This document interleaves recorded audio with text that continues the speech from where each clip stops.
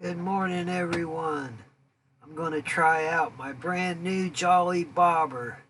It's like Raise the Jolly Roger, but when your bobber goes under, you got to raise it, and you're raising the Jolly Bobber. Let's get a closer look at it. There it is, the old skull and crossbones. It's got a cool patch and a skull cap, too, a little red skull cap. I'm going to bait it up and see if we can catch something. These are the worst conditions you can imagine. It's a cold front and it's on us. Let's cast it out there and see if we can catch a fish. We know they're in there.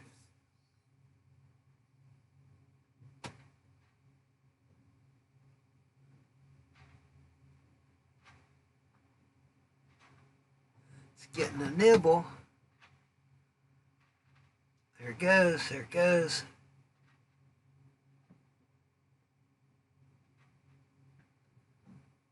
He's putting a tussle up on that. Wow, that's a big brim. That is a whopper of a brim.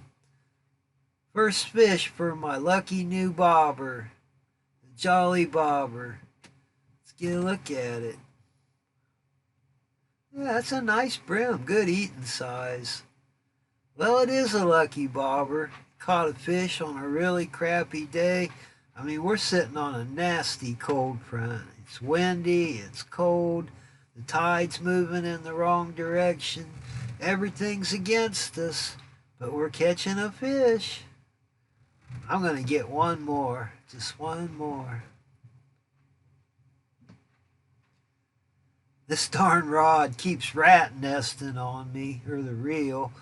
It's a little bait caster reel that Toby gave me. It's fun to fish with, but I keep getting the darn thing rat nested. Uh-oh, I got another one, I got another one. Oh yeah. He's a fighting. Likes the Jolly Bobber. That's a nice little bowhead. Medium sizer.